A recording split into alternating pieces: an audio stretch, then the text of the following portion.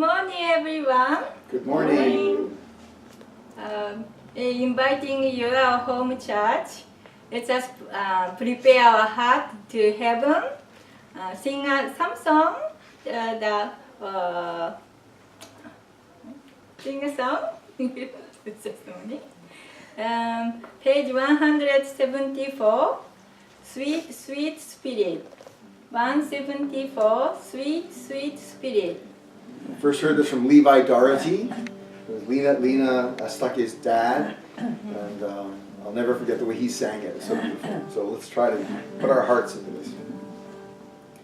There's a sweet, sweet spirit in this place, and I know that it's the Spirit of the Lord. There are sweet expressions on each face, and I know to feel the presence of the Lord. Sweet Holy Spirit, sweet heavenly dawn, stay right here with us, fill us with your love. And for His blessings, we're gonna lift our hearts and pray. Without a doubt, we'll know that we have been revived, when we shall leave this place. There are blessings you cannot receive till you know Him in His fullness and believe. You're the one to draw Him when you say, I am going to walk with Jesus all the way. Sweet Holy Spirit, sweet heavenly dawn, stay right here with us, fill us with your love. And for His blessings, we're gonna lift our hearts and praise. Without a doubt, we'll know that we have been revived, when we shall leave this place. If you say He saves you from your sin, now you're weak, you're bound and cannot enter in. You can make it right if you will yield, and enjoy the Holy Spirit that within. Sweet Holy Spirit, sweet heavenly dawn, stay right here with us, fill us with your love.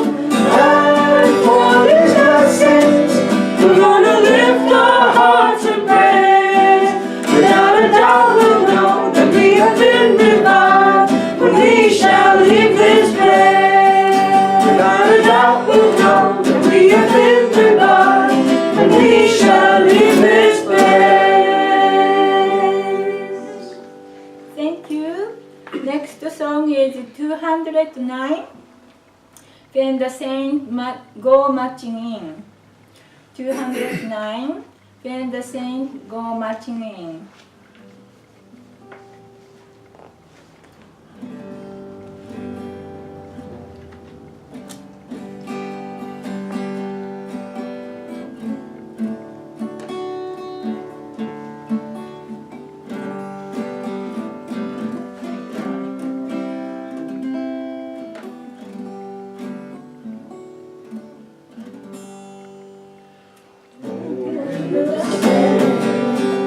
Go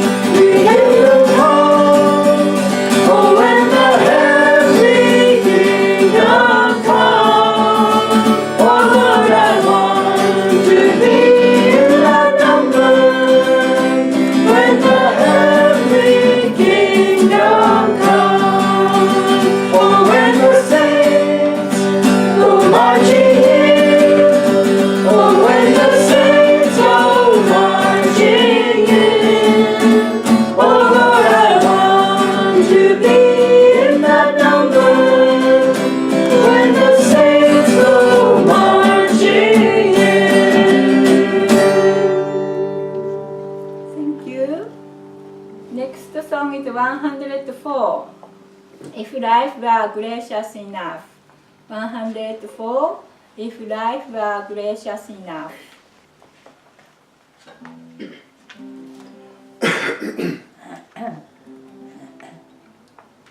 If life were gracious enough to grant my way, I would reach to the ends of the earth to give love in every day. And each would find its home with peace and friendship there, where joy and songs abound, and happiness to share. If life were gracious enough to grant my dream, I would see your face in the stars and hear your song in every stream. The comfort of your smile in the warm caress of spring, in the dance of life all the while. I feel your love in everything. We will make life gracious enough to fulfill our dream. We will lift off the weight of the world, and our love will blossom supreme. We will free each heart from the pain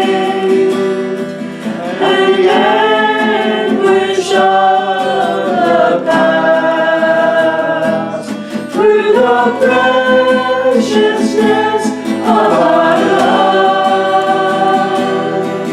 True joy will reign at last through the preciousness of our love. True joy will reign at last. Thank you, everyone.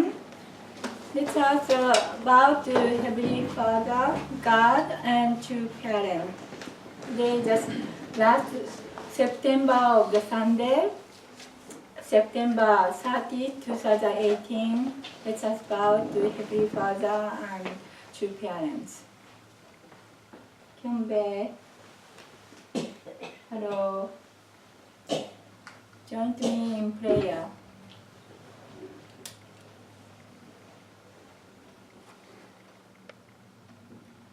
살아계시는 하나님 아버지 참 부모님 안녕하십니까?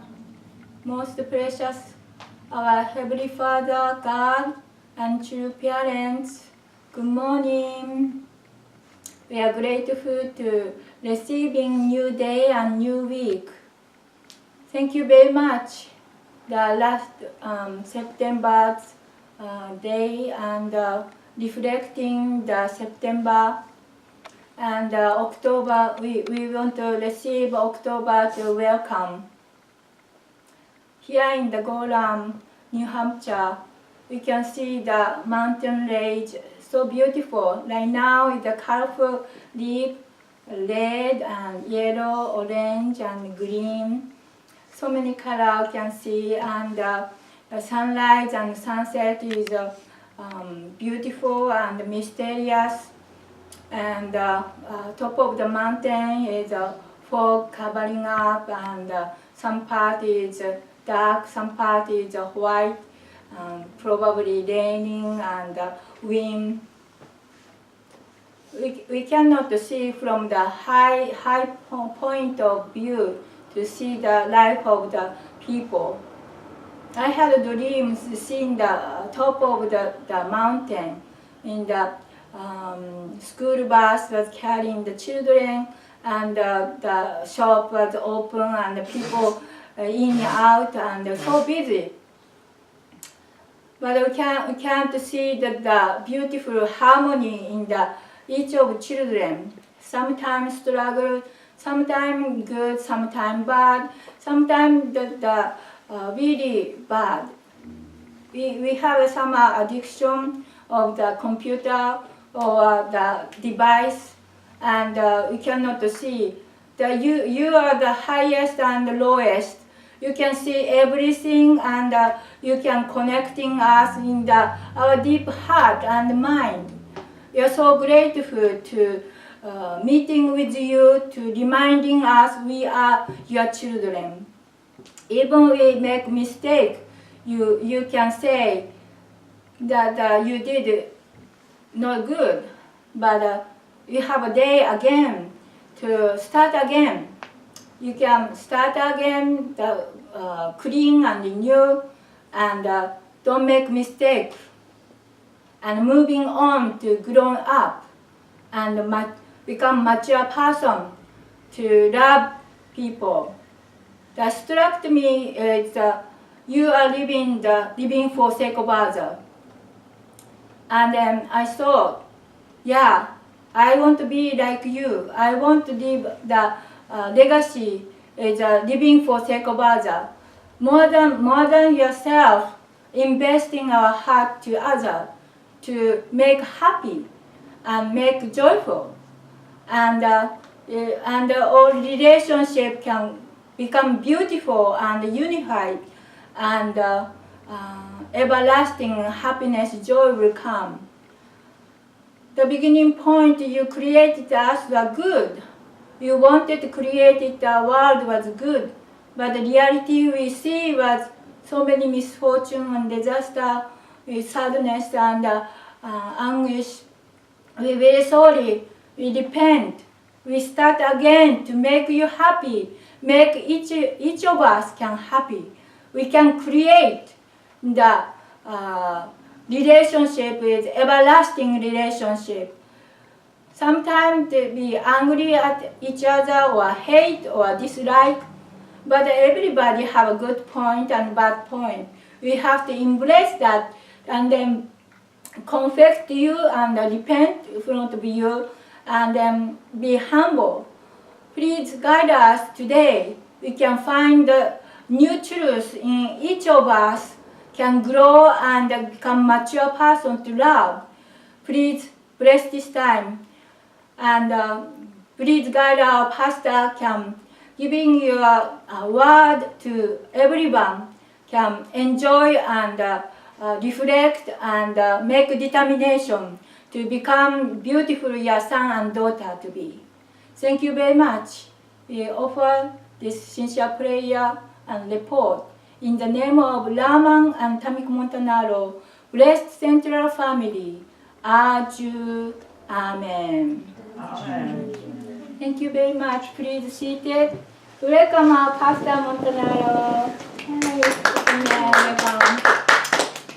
So stay up here on. Today we're going to do a together sermon. Oma and I are going to be together. Actually, ironically though, the title of my sermon today is Men and Women Are Different.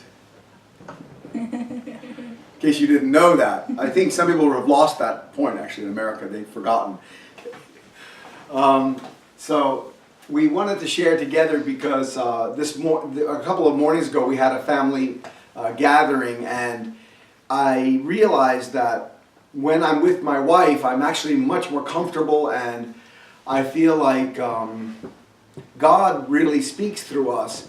But the traditional sermon is usually something that in Christianity, not only men, of course, giving sermons, women give them now too. but it's usually one person giving a sermon, and my English, of course, is better than my wife's English because I grew up here. So traditionally, the sermon is given usually by just one person.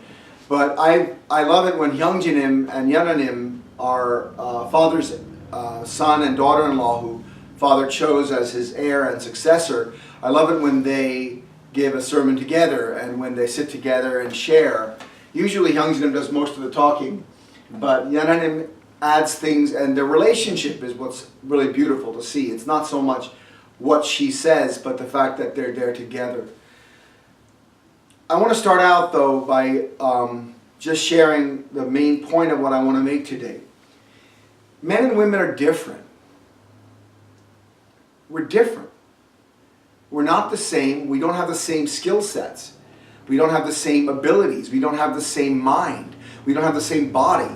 We're not the same. It's not just biological. Our biology is a reflection of different purposes that God gave to men and women. Both of them are godly purposes. In other words, both of them are equally valuable in the sense that God doesn't do anything without investing it with love and value. The highest value you can achieve as a person is to achieve the value that God envisions for you. You can't go higher than that. You can't have a value different from what God wants for you and think that that's higher. We've gotten so confused, and this is a deep part of the sermon, and actually this is the purpose of the entire divine principle. Father's teaching, in other words, is all about men and women, actually. The divine principle is about men and women. History is about the restoration of men and women. Father's victorious course that Reverend Moon brought by blessing people from different cultures and backgrounds together to create blessed families is about men and women. Everything is about men and women. Men and women became, after the fall, an enemy relationship. So for me to hope in this sermon to cover all the points I need to cover so that I can answer all the questions you might have is simply not possible. There's too much. That is the content of the entire divine principle, actually, from one point of view. And Father's speeches, from one point of view, it's all about restoration of the fall. The fall of man, the human fall. The fall of Adam and Eve. And contrary to Christian viewpoint or Christian doctrine, and it varies from Christian denomination to Christian denomination, from the Catholic Church to Protestant, from Greek Orthodox, all the different Christian denominations, and also Judaism, which also recognizes, of course, the fall, because the fall story in Genesis is in the Torah. It's in the 5 holy books of the Jewish canon, of the Jewish scriptures. Start with Genesis, and that's the Adam and Eve story. And then the Muslim world recognizes that story too, because the Muslim world, the Quran, recognizes actually Abraham as the father of Ishmael through his servant girl Hagar, and Ishmael was the father of the Arab nations. So the Arabs also, and the Muslim, and the Quran, and Islam recognizes the story of Adam and Eve.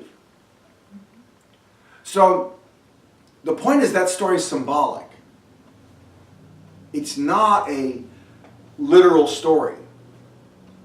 It is a symbolic account of the first human ancestors making a mistake. And how you view that mistake determines how you view religion, your religious life. If you're a Christian and you believe that the sin of disobedience was the sin that Adam and Eve committed, in other words, if you believe that Adam and Eve's disobedience to the commandment of God was the major sin that they committed, that the fruit was just some test that God was giving them in order to make them, to see whether they're going to be obedient or not. That the fruit is not meaningful in and of itself. It's just that it's a test. God tested them. Don't eat the fruit of the tree of knowledge of good and evil, for in the day you eat of it you shall surely die. Then he watches. And they eat it. And they die. It's kind of a bizarre view of God, actually, if you think about it. What good parent would test his children with death as the punishment? And if you complicate it further by saying, well, God is all-knowing, which Christianity believes, then you're really in trouble. Because now God knows they're going to commit the sin. He knows they're going to eat the fruit. He still creates the fruit. He still creates them. And he knows they're going to die and go to hell. Forever. That's a sick God. That's why, fundamentally, why Christianity is failing in America and in the world. It cannot answer the questions that critics have about the nature of God. How can God permit evil? And worse, if God is all-knowing, and he knows the future, and he knows what we're going to do, then he's complicit in evil. Because he creates people knowing they're going to commit evil, knowing that he's going to send them to hell for eternity. So, Christianity has painted itself into a corner, theologically. Do you understand what I mean by painting yourself into a corner? When you paint a room, say you're painting the floor of a room, or you're polyurethaning the floor of a room, and you delightedly pour the polyurethane and your paint going, and finally you find out, uh-oh, I painted myself into the corner of the room. There's no door, there's no window, there's no way out. This is called stupid. Okay? Painting yourself into a corner is one way of saying you've been stupid. Your logic is flawed. You have not thought things through. You're not thinking properly. You've painted yourself into a corner. Christianity painted itself into a corner, theologically. They believe that God is all-knowing, omniscient, that he's ever-present, omnipresent, that he's all-powerful, that he can do anything he wants, and he's good. In and of itself, those are great. But the ramifications of that mean that Christianity ends up believing that he knows about evil, he knows evil's going to happen, he knows that some people are going to go to hell, and he is allowing it to happen. In fact, he's creating it knowing that it's going to happen. So he created hell. Christianity believes that God created hell, and that because the punishment for sin is eternal damnation, if you don't accept Jesus Christ in your lifetime before you die, you will go to hell for eternity. And every Christian view believes that there's an eternal damnation. But the problem with that is that it gives God ultimately the responsibility for creating hell and for creating evil and for allowing evil to exist and for allowing his children to suffer eternally in hell. And it's very difficult if you're a person who wants to believe that God is good and loving to justify those two positions. You can't put the two things together. So this is an important point. So the fall, and how we view the fall, and how we view God, determines our religion. Because how we view the fall determines how we try to fix things. If you think that this is the problem, then this is what you do to fix it. If you think that's the problem, this is what you do to fix it. If you think that's the problem, you do something different. So Christianity has believed that disobedience to God was the greatest sin. That obedience to God then is the greatest the way to restore your sin. And to go further with that, they believe that Jesus Christ, the Son of God, died on the cross for your sins. That if you believe in him and have faith in him, somehow your disobedience and your sin is cleansed by Jesus' death on the cross. And there's lots of problems with that too. Because Christianity still has sin, and sin has not been removed. And the purpose of the Messiah was to remove sin and to restore the kingdom of heaven on earth. But it didn't. The crucifixion didn't do that. And so we have another problem in Christianity, which is this idea of salvation through faith in Jesus on the cross doesn't really remove our sin. It doesn't cleanse our sin completely. We're not sinless. And many Christians even have, I've seen t-shirts, I'm not sinless, I'm just forgiven. But that's not enough. God wants sinless children to live in the kingdom of heaven, his Garden of Eden on earth. That was what he envisioned when he created Adam and Eve. That's what we all hope for. We all want to live in the kingdom of heaven on earth. We want to live in an ideal world. Even atheists have believed in utopia. Even communists have believed in a communist utopia. It's deeply embedded in our original nature, in our nature, that we want an ideal world.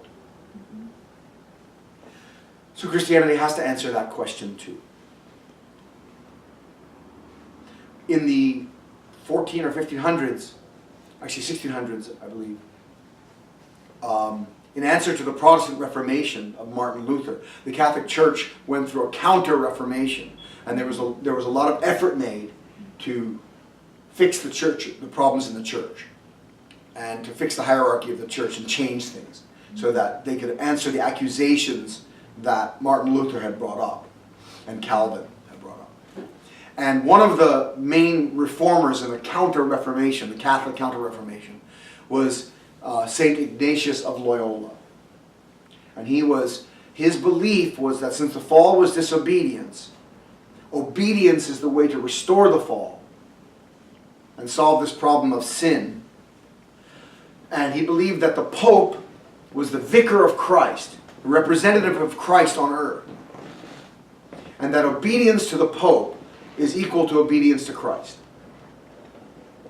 So he set up the Jesuit order. And the Jesuits became one of the most powerful and popular of the Catholic orders. They built schools, they built hospitals, they were very active, they did a lot of good works around the world, and they spread the gospel.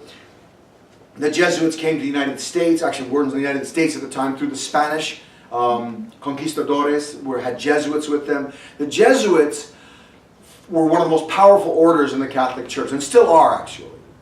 Most of the schools, the Catholic schools, like Notre Dame, St. John in New York City, these different schools are all Jesuit schools, actually. Jesuits have made the schools.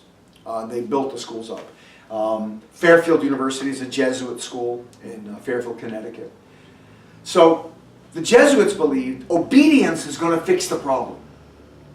You see how you think the fall happened determines how you believe in fixing it. So the Catholics are big on obedience. We just watched the movie Saint Ralph, which is a kind of a funny, sad, comic movie about a boy, the 14-year-old boy, who believes that he can save his mother, who's in a coma, if he just wins the Boston Marathon. And he's only 14 and he doesn't even like running at the beginning of the movie. But he pushes himself to save his mother. He pushes himself. And it's not a true story, I have to say, but he does. I won't tell you how it ends. But anyway, it's a beautiful story in some ways. But he's in a Catholic school in Canada. And the father, the Monsignor, is probably Jesuit. It doesn't say. But, obedience to his word is the way you're measured. The whole school, in other words, is run on this idea of obedience. My mother was raised in a Catholic school in India by a French order of nuns. I don't know if they were Jesuit or not, No. but they weren't. So maybe they didn't have the same stress on obedience, but I'm sure that as a Catholic school, obedience was very important. Yeah, it was. Obedience is the main thing in the Catholic world. In the Protestant world, it's more about faith. Maybe because the Protestants, I don't really know this actually. I haven't read Luther enough. Maybe somebody at home can do this. Maybe Luther envisioned the fall as a loss of faith in God's commandment. More than disobedience to God's commandment, maybe Luther believed there was a loss of faith in God's commandment, faithlessness. But either way, Luther believes that Through faith in Jesus Christ, that's how you can be saved. But Father, our true parents, Reverend Moon, understood the actual original event that happened in reality probably 80,000 years ago. And he actually visited in spiritual world with the original human ancestors, Adam and Eve. And he visited with Satan himself. He actually encountered Satan himself. Now you may not believe that, but the best way to test it is to study what he taught and see if it answers all the questions we have in the world of religion. Unless you think it only answers questions in Christianity or Judaism and Islam, the religions of the book, all religions, whether it's Buddhism or Hinduism or Confucianism, they believe in some kind of original sin. In Hinduism, the descent into illusion or Maya is seen as the beginning of our loss of God, a loss of consciousness with the connection to God's consciousness. That are the ignorance, in Buddhism, of course, the fall is ignorance, and desire, excessive desire, and then ignorance of the cause of excessive desire. So the goal in Buddhism and in yoga is enlightenment. It's an experience of samadhi, of oneness with God, so that you can see clearly that you are not this body, that you are greater than this body. You're to detach from the excessive desire that we have through our bodies. So how did this state come about? Actually, it's not really talked about in Buddhism and in yoga. It doesn't really discuss the origin of the problem. It more talks about this is the problem, this is what we have to do to solve it. But there's a problem.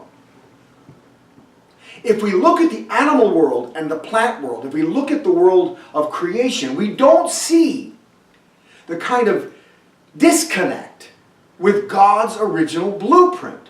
Squirrels know how to be squirrels. There's no sin in the squirrel world. Okay? You don't have like drug-pushing squirrels on the corner. Hey, drug. Come here, little squirrels. Come here, little squirrels. Nut, acorn. It's a really good acorn now. And then acorn. You don't see this kind of insanity in the squirrel world. You don't see it in the birds, the beautiful eagles, the little birds, the sparrows, the wrens. You don't see it. You don't see it in chipmunks. They're adorable. They're annoying.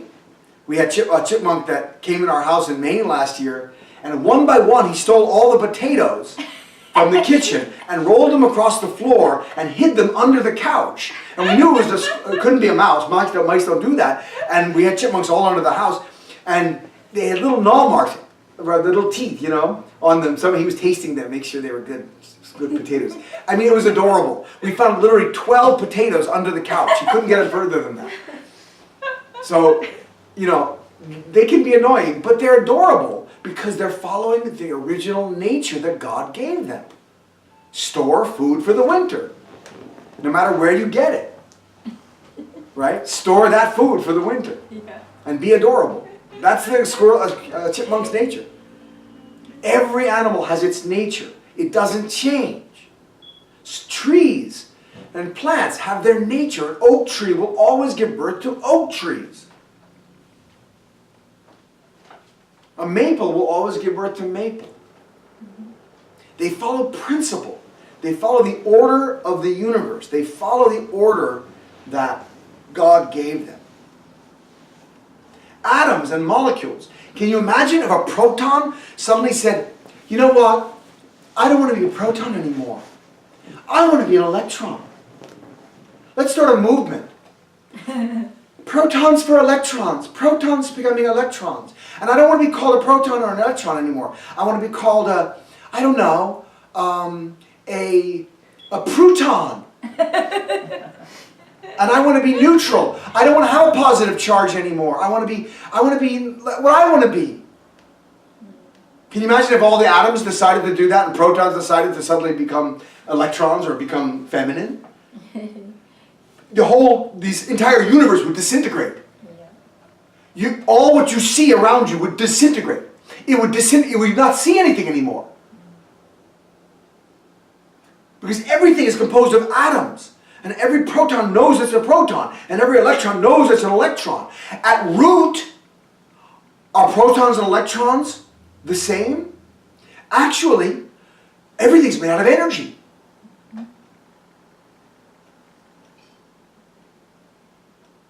Everything's made out of energy. So it goes back to God, the origin of the universe. This division into masculine and feminine. Their relationship of positive and negative, masculine and feminine. They have different roles. And now we're coming back to where I started, where men and women are different. The origin of the universe is a being that likes masculine and feminine. Do you want to go against the origin of the universe? Are you mad? Are you nuts? Are you that arrogant? Do you have that much hubris that you want to go against the principle by which God, the universe's center, created the universe? You want to go against that? And even if you don't believe in God, it doesn't matter. If you're a scientist and you look at the origin of the universe, you see principle. Do you want to violate that principle because you have so much arrogance? Is that how arrogant you have become? And do you think for a minute that if this nation continues to go the way of gender confusion, of dividing what men and women are, of making men into women and women into men, and saying that their roles are the same and they are not different, and it's just a social construct? It's just, we've been socialized to believe that we're men or women. It's not real. You're nuts. And do you think a society that is built on that kind of fallacy, that kind of false thinking, can survive? This is the sin of America today. This is the sin of America today. And now it's spreading throughout the world.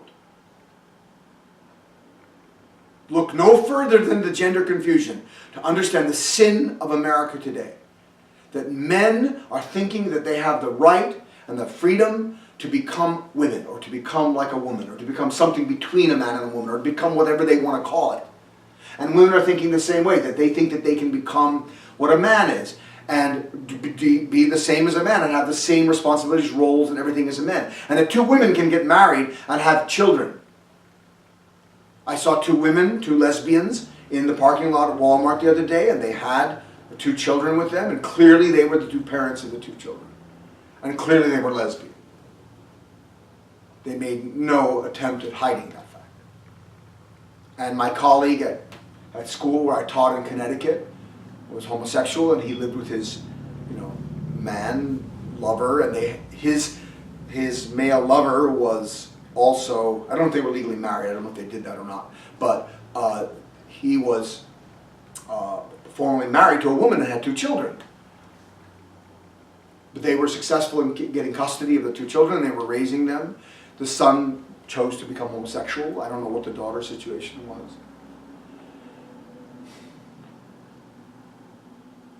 This is our sin in America. We're violating the original order of the universe. Now, back to what we're talking about with the fall. True Father, our Reverend Moon, the Messiah, he is the second, he was as born, and he fulfilled the responsibility of the second advent of the Messiah, second coming of Christ. So he took up where Jesus left off, continued his mission, and brought it to completion by bringing the blessing ceremony to couples and blessing them with God's blessing. Why? He understood, he encountered Satan, like Jesus had encountered Satan in the wilderness, and he had to actually confront Satan and defeat Satan. Satan, the one who had caused Adam and Eve to fall. So through defeating Satan, Jesus and Father were able to understand what was the actual fall that happened in the Garden of Eden. Eden in Hebrew simply means joy. So the Garden of Eden simply meant the Garden of Joy, the original, ideal, joyful world that God created. It's not some place in the Middle East or in Africa or in China or some place that, had walls around it and some trees in it and fruit trees. That's not what God meant by the Garden of Eden. The entire of God's creation was the Garden of Eden. The entire world was the Garden of Eden. And we lost God's ideal Garden of Eden when we fell. What was the fall? Father understood the fall. Jesus understood the fall. But Jesus couldn't share it because he saw that the people were trying to kill him.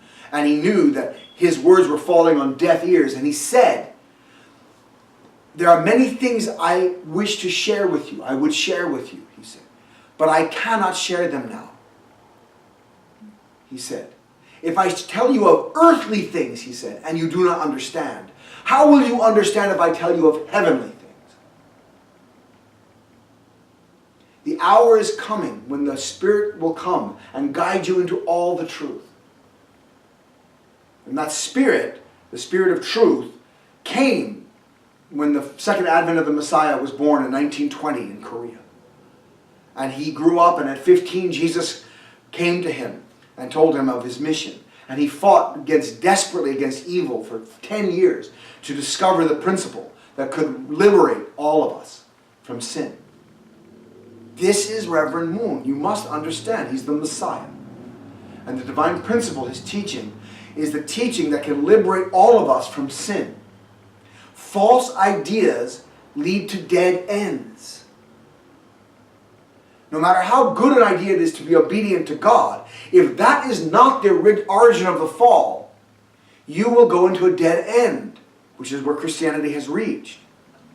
If it was not just lack of faith in the commandment that led to the fall, faith alone will not lead you back to God completely, and that leads to a dead end.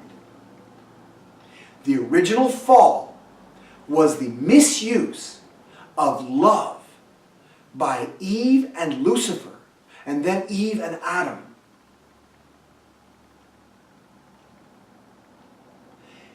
Adam was told by God, do not eat the fruit of the tree of knowledge of good and evil. That's the biblical words. The tree of knowledge of good and evil, Father revealed, was a symbol of Eve herself. The tree of life next to the tree of knowledge of good and evil in the center of the garden was a symbol of Adam himself. That's why Jesus, who came as the last Adam, is likened to a tree of life in the book of Revelation, coming at the center of the New Jerusalem.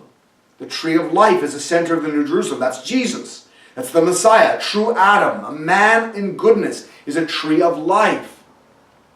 A woman in goodness is a tree of knowledge of good and evil, because through a woman, and to know a woman meant to have sex with a woman in the biblical sense, right? Adam knew Eve, and she begat Cain. And then he knew her, and she begat Abel. So knowing a woman in the biblical sense meant to have sexual relationship with her. So it wasn't hard for people to understand, if they prayed deeply enough, that the tree of knowledge of good and evil was a symbol of Eve herself. And the fruit on the tree they were commanded not to eat was a symbol of Eve's reproductive part, where the seeds are. And it's sweet and delicious. And in every culture that I've studied, and I speak Italian, I speak French, some, and Spanish, and I speak Korean and English, when you talk about picking a woman's fruit, it means the same thing. It means having sex with a woman. And they use different fruit in different cultures.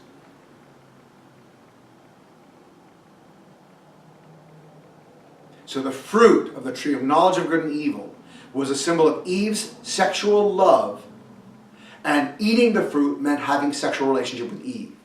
So when Lucifer tempted Eve to eat the fruit, he, a spiritual being, an angel, who didn't have a physical body, didn't have seeds, so he could not impregnate her, could not satisfy her deepest, original, principal desire to have a family, to be a mother. This spiritual being had sexual, spiritual relationship with Eve. Unless you think that's not possible, you have to understand that Jacob wrestled an angel at the ford of Jabbok, right? Right before he met his brother Esau, after he came back from Haran. He wrestled an angel. And this angel knocked his hip out of joint. When angels came to Lot to tell him that he had to get out of Sodom before Sodom was destroyed, the men of the city who were homosexual came banging on the door. Where are those men that have come into your house? Let them out that we may know them. They wanted to have sex with them because they thought they were men. The angels, when you can see an angel, they look like human beings. So Lucifer, a spiritual being that Eve could see, because her spiritual senses were open, had sex with Eve. And then destroyed emotionally by realizing that her first sexual relationship was with the wrong person, with an unprincipled relationship with an angel, violating God's commandment, violating God's heart, destroying her original heart. She ran back to Adam thinking that she could come back to God through having a relationship with the person that God had originally intended her to have a relationship with. And she had sex with Adam. She seduced him. And Adam fell also with Eve. So Lucifer seduced Eve, and Eve seduced Adam, and everyone left God. So this is the true, actual meaning of the fall story. This is what is behind the ignorance in Buddhism and in yoga, the idea of ignorance and Maya, illusion, because we are trapped in our physical body that is mature and the sexual desire is fully strong with a teenager's level spirit. Our spiritual level never grew to completion. We never became one with God. And that imbalance has been passed on generation to generation to generation, where immature people are having children. Children are having children, essentially. And you know that you have friends. And I'm on Facebook all the time, right? And I have friends that are in their 50s now, almost 60 now. And most of them will tell you, I didn't grow up. I'm still like more, and you can tell by the conversation, and most of them are still living in their teenage years. Right? Most people don't grow up. Their character is still the same. And this is because the fall stopped our spiritual growth toward God. Without a relationship with God, you cannot grow spiritually. So only in a relationship with God can you grow. The fall was so devastating because it cut our relationship with God. Through violating God's command, we violated God's heart and trust. And the guilt and shame and fear that we felt, we inherited from Lucifer, who was afraid he would be destroyed for what he was doing with Eve. So the fear and guilt and shame of Lucifer went into Eve and went into Adam. And that characterizes our relationship with God, is fear and guilt and shame.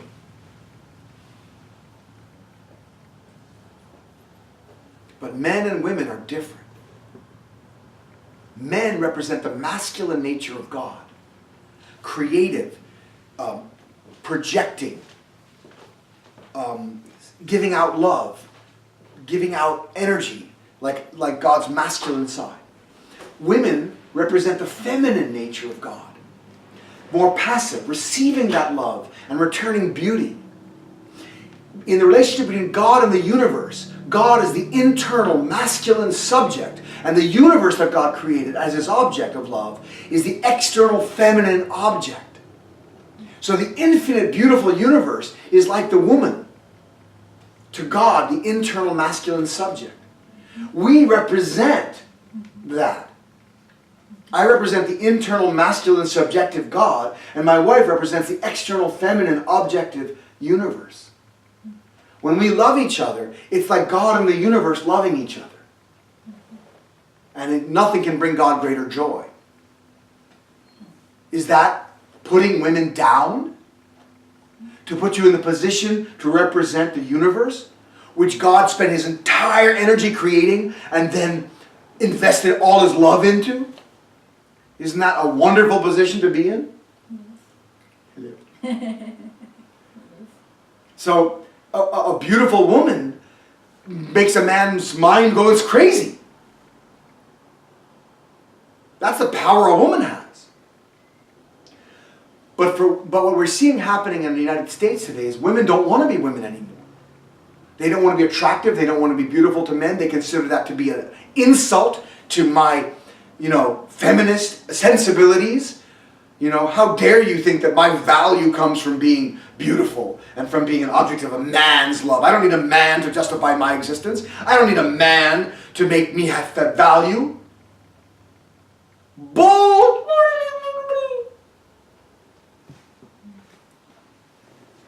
A man and a woman need each other, just as God and the universe need each other. To deny that cuts you off from your original nature, cuts you off from the love of God. If Lucifer had those sexual organs, how could he seduce Eve? Because their relationship was not physical, it was spiritual. I see. And it was a spirit, just like you could fall in love with, you talked about before that when you had your first dance with somebody, you actually had a sexual experience just dancing, right? And I had one? You were dancing when you were young with a man. You told me, I think Bob was his name in England or something. And you told me that through that just dancing together, you experienced a sexual experience. Yeah, I remember you told me that story. That just dancing together, a woman can, a man too. We can feel that kind of level of excitement just from touching each other. So for a man and a woman, for Lucifer and Eve, Lucifer was more masculine than Eve. So for their relationship to create a bonding force of love was not impossible. It was very possible. It's not principled. He's not her husband. He's not a man. He doesn't have the sexual organs to give life to her, but to have a child. But no, he can have a relationship. That's why in dreams you can have sexual experiences in dreams. They're not physical, but you can have a sexual experience in a dream. Essentially, that's what happened.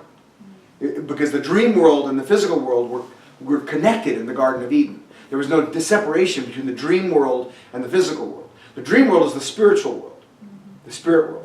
The physical world is the world without dream. So that the dream world and the physical world are connected in the Garden of Eden. And Lucifer, as an angel, a spiritual being, could have a relationship with Eve in that time.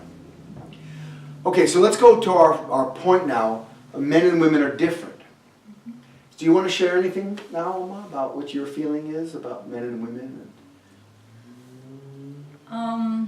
What we talked about? Anything? Man and woman. Yeah, externally the man is like a shoulder is very big and hip is small and can walk, and woman is the other way, like a triangle, because the woman's hip is wide because of giving birth to the children. God's created the shape was for the giving birth for the children, and its nature is man is like a very passionate and then outgoing. Woman is a kind of passive, receiving love and then giving joy through the receiving love. You can give joy to the children and all of things. It's God created the man and woman differently to the one purpose, centering the beautiful love, true love, and then produce the beautiful children and have a family. And that is the purpose we created the man and woman. And the beginning point in the boy and girl growing up to looking at the differences, and then in teenage, 14 years, you're looking up together, more you're looking at the person is more beautiful or handsome or kind, and to the good character person you're looking at, and then dreaming the future for the spouse. Actually, the born even 3 years old, you know, talking to the boy and girl, they like each other, you know, and then attracted, you know. It's and I felt that everything, the center of the universe is a loving relationship. But I didn't know that truly that what I'm living here to that some kind of purpose I have, but I didn't know until I found that truth from our true parents, you know, that. But the true father taught us was how to love each other. Even Middle East, the world was fighting, and you know, even disease and the disaster that happen, and man and woman fighting, and war is happened someplace. But he's brought up as the totally opposite, and then he taught us was living for sake of others. It's just blown up my mind, you know, because totally different way to look at, and then, you know, and the truth is very simple, you know, living for the other plus, even the plus and minus, that the energy level is kind of interacted to make harmony and unity. That is simple truth and simple method. You can see the beauty, you know. That's why we go out in nature. We can feel the happiness and joy there because harmony. And then it must be that the core of the creator will be same nature, you know. But you can see that the struggling inside of us, you know, something wrong, you know. But I didn't know what was wrong, you know. And then start questioning who I am and what purpose I came here, and what the way to the living to make you know, become joy and happy, you know. So many unfortunate events in our life made sad and angry and you know, hateful. But in a way, opposite side of always love and embrace and the forgiveness and mercy, and you know, we felt the heart, the healing, you know. Without absoluteness of the truth and the principle, we can't really come back to original place, you know. And one of the things that I thought about when my wife was sharing is a lot of women are resentful because they feel that religions, and especially in America and the West, have been patriarchal, meaning man-centered. And it's hard to argue with that because the religious leaders have all been men, and that, you know, Moses and, you know, Jesus, and you know, you look at Islam, or you know, you have Muhammad, and you have all these different men, and they're all men. All the religious founders are men. Buddha, Confucius. Why? Why is it that men found religions, and why is it that men create the laws and are in the subject position? Why? And women in the last 100 years or so have been stepping up and saying, I don't want to follow men around anymore. I don't want to be under men's thumb. I want to be free. And you know, there's a validity in that, because many men, all men, have been children of the fall. We have sinned, and so we have misused women. We have hurt women's hearts, and we've done things bad. But women have done the same thing to men. Women seduce men. Women use their sexuality to control men. Behind every great man is a woman, right? That's famous saying. But also behind every evil man is a woman. And you know, so women are in the background. They don't get caught robbing the bank, but they're the one the guy's robbing the bank for. They're the one who, you know, is in the beautiful house, and the guy's trying to make himself rich and powerful so he can impress the woman. In other words, it's a two-way street, and we're all responsible for this. But the point is this: putting the resentments aside, because there's a lot of resentment between men and women. But from principle, from God's original principle, you need to anchor the relationship in something unchanging, so that the lineage going down from God to parents to child to parent to child to parent to child, that has an unbroken lineage, a line that carries God's tradition and God's will through history. This is God's desire, right? God would want his children to inherit his nature, God's nature, and carry it down through the generations, generation after generation after generation. That lineage implies a line, a vertical, unbroken line. Men's nature was created by God to be vertical. We are the representative of verticality. That's our nature. We can't help it. Women's nature is horizontal. So that's their nature. Woman's nature, you can't help it. You want to relate, to create harmony, to embrace, to love, to make the give and take, to have beauty, to chat, to talk. You look at little children, you'll see it, right? You talked about little children. Yeah. Even from 2 and 3 years old, they can see that the boys and girls are different.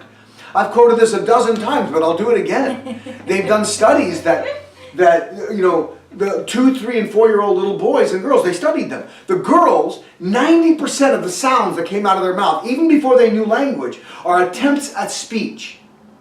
Whether they're playing with dolls or trucks or anything, they're trying to talk to each other. Now, dear, you should do this and have some tea, and you should do this, and let's put a dress on you. Oh, no, I don't want to go there. And they're talking. Girls, right from birth, this is their nature, is to want to talk. Right? To my girls. Girls are different from boys. Boys and girls are different. Thank you, God. And boys, 70% of the noises they made are just noise. They're not attempts at speech. It's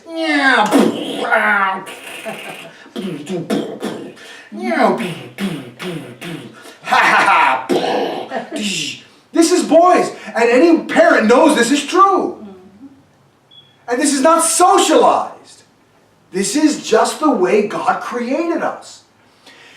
Because men don't care about relationship as much as about finding an absolute center, being the best. Like in Men in Black. Why are we here? Will Smith says. And this guy jumps up and he says, can I? Go ahead, he says. Rip Torn's character says, go ahead. He says, we're here because you wanted the best of the best of the best, sir! And he sits down and looks at Will Smith like, you fool. And Will Smith just starts shaking his head and cracking up. He says, why are you laughing? Rip Torn asked him. Well, it's just funny, he said. This guy has absolutely no idea why we're here, but, you know, he's like, we're the best of the best, sir. You know. So the point is that men's nature wants to be the best of the best. You know? Right, Sina? Yeah. Men want to be the best because we want to be absolute, the vertical line. We want to connect to God. Because we want to connect to God. God created men, not women, this way. Not the same. It's not the same. Men want to connect to God. Like this absolute center of the universe. That's why we were researching the center of the universe. We're trying to figure it out. What is it? Philosophy and theology and science. We're trying to figure out what the center. I want to be the best of the best of the best, sir.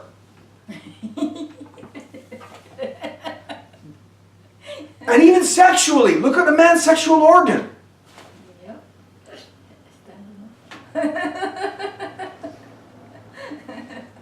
That's what a man's sexual organ does. He stands up straight.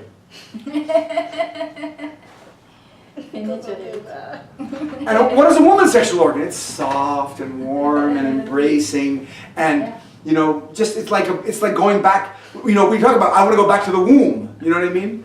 Like, you want to go back in the womb because this is just a nice nurturing place. There's no judgment. There's no line. There's no line there. Women are the embodiments of horizontal relative. That's the absolute and relative in philosophy, right? You have absolute truth and you have relative truth, right? The two kinds of truth, two kinds of relationship, two kinds of ways of being.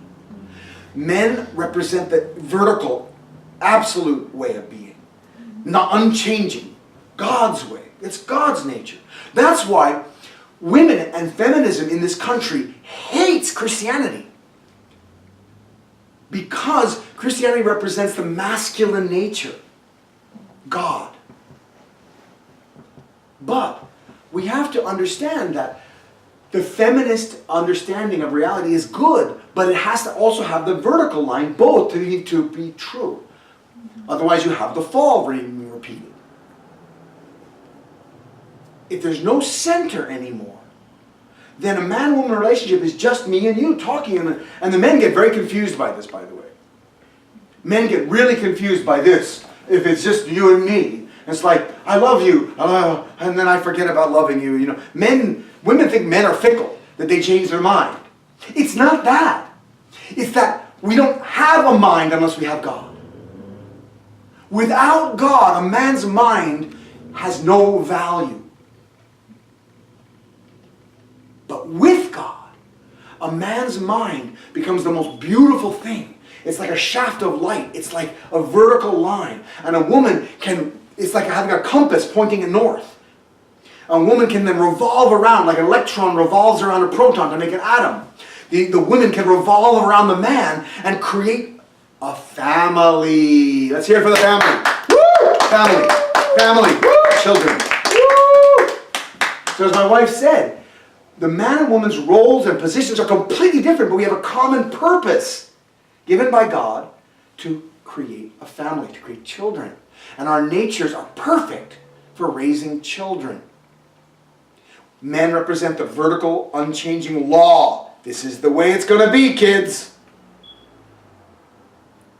My way or the highway. And women represent, oh, it's okay, hon. I love you. And give them to... Men who are raised only by women get spoiled. Kids, I should say, who are raised only by women get spoiled. Because women don't know how to say no.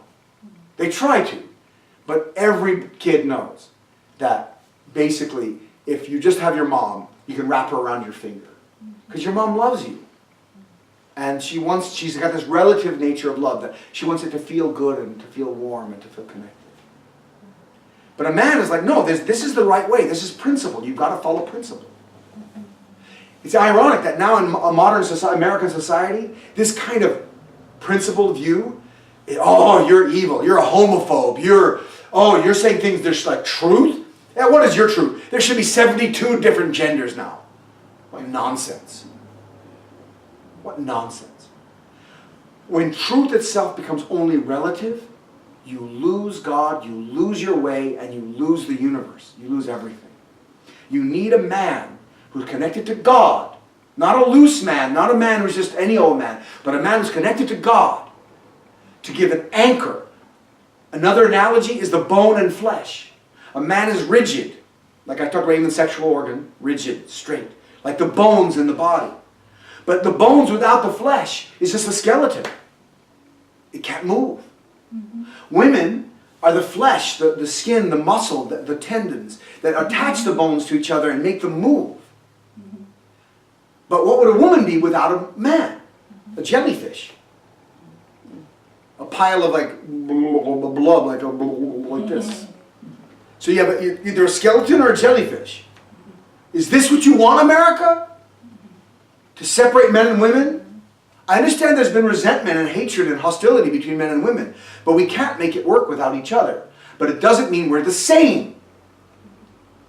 We have different natures, different roles, different responsibilities, and therefore, if you honor those, then God can dwell in your relationship, and you will feel the presence of God in the relationship.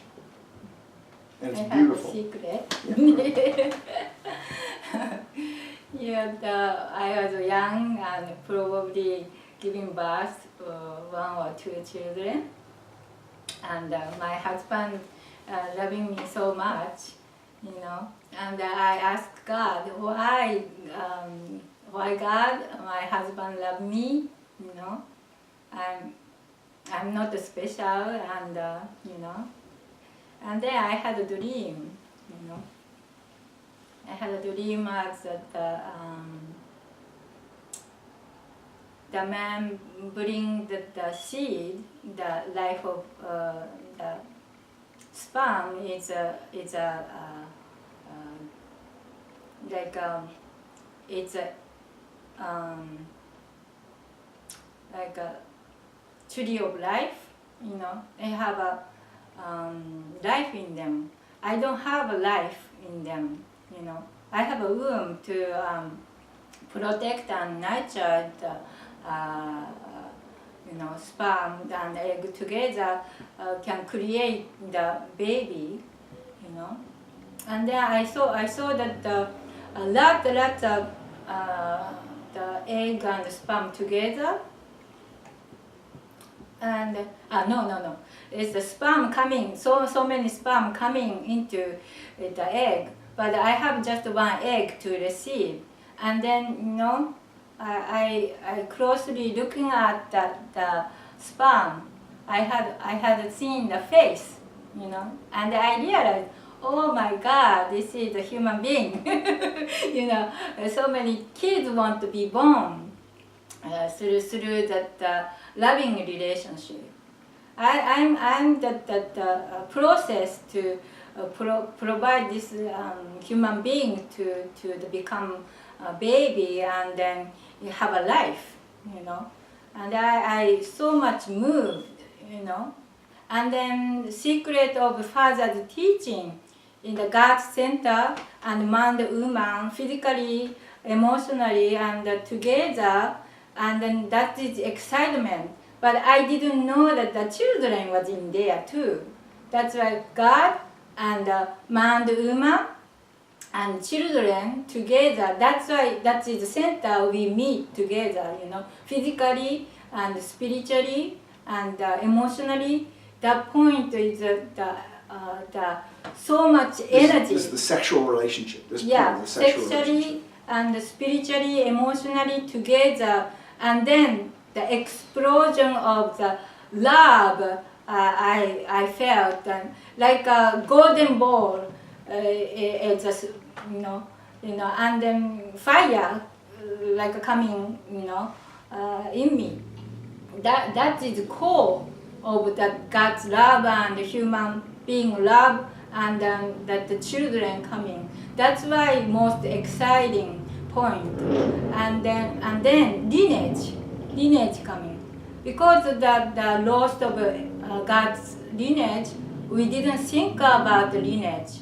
But through that the moment, I understood that this is secret of core of the deep teaching. Is God wanted us to the lineage, God's lineage, to that multiply, to forever, That's why we call our marriage the blessed marriage, blessed couple. That is I felt very honored, very honored to be the person, And that's why also the fall was so destructive, and that's why God gave the commandment. In other words, it's not just arbitrary. It's not just obedience. God gave the commandment not to eat the fruit, not to have sex with Eve, because he wanted them to wait until they were ready to be parents before they had sex. It's not arbitrary. It's very brilliant and beautiful for God to make them wait. And that's why when they didn't wait, they were destroyed.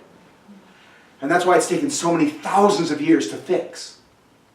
Because it's not just something external, or sin is not just something external or something like in our blood or something. It's in the way that we think and feel and our deepest heart about love. And that point of center was violated and distorted. And that's why it has to be fixed by love. That's why the blessing ceremony that Father gives is the beginning point of healing this center point that was broken, that was distorted. And it'll take generations, actually. It'll take at least 3 generations, I think, probably 7 generations to finally come back to see what is an original woman, what is an original man, what is original love, to really understand that. It's going to take time. But that's a good time. That's good time. That's restoration time. That's the best use of our time is to go Yeah. toward that goal. Yeah, it's really distracting, but the first beginning to the start family, you know, we want to love each other, but in a case, so much baggage in our head and, you know, still man, the woman is the fighting, you know, and I had a difficult time to digest hate and anger, you know. Just look at him, and I can feel that the hatred coming from the deep side of mind, and I have to fight with it. You know, this is not ideal. You know, I was looking for that we can love each other, but opening up marriage, blessed marriage was hardest part to the hate and the agony and the coming out of, you know, bad things coming out, like you know, if you cut the skin, you didn't properly taking care of, yeah, the bacteria going to the through the cutting part, and then wounded and become, yeah, infected and then wounded and become like a yellow puff coming out. Like I felt that my puff coming out inside, pus, yellow like things, and then I have to walk out to that. Even I have a bad part, you know, hate and agony and, you know, all bad part inside of me. But that first, oh, I have this, you know, I have a good part but bad part. I have to submit, you know, self to the, okay, I have this, and I have now, we have to work it out to clean it up. How to clean it up, you know? How to clean it up is confess first. Confess to God, confess to my spouse, I have this, and then I want to change. And then, through the confession and repentance, I cry, and then, you know, water is everything washed away, and then you can see the clean, you know, bad and the rotten part and the clean part you can see. And then I found hope, you know. Even I have bad part, but I have still good part to looking at and then nurture and then invest it, and then become that part growing and then nurtured and then more become beautiful. This part is fading away, you know, fading away. But you have to do every day in the walk, you know, with God and with the second coming of Christ. Through that the long course of the, you know, determination and consist of the work and the investment and the digest the hatred and bad things, and then, you know, more the love coming through, and then you know, and then fast is a really individual to become that healing, many healing, and you know, and then God's saying to, you know, even fail, sometimes fail, that I couldn't do it, and then try to giving up. But God's encouraging, you did okay, you know, you can do next, you know. God is a good God and a beautiful God and righteous God, encouraging to us to be that go forward, little bit more, you know, each day you can do good. You know, if you make mistake, you repent and clean it up, and then go next level, you know. That is courage always giving us, you know. Now I can say the prayer, our name. I feel that with relationship, it's more growing to love and you know, more feeling love, you know. Because we started the enemy relationship. That's why God separated man and woman in the purpose, and then through the making love, spiritually, physically, then close and close and close, and at the same time, the forgiving each other. You know, we're not perfect, but a perfect relationship. That is good. We have a hope, and likely, you know, our children can be better, you know, to love brothers and sisters, learning in the house and outside of the community, and we hope more and the goodness arise. You know?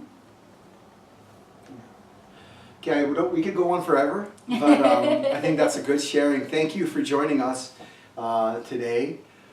A little different than normal, but I felt this is really great, and it's nice to have my wife next to me when we share. And let's all say a prayer together, and please join us in prayer. I can set up, I guess. That's good.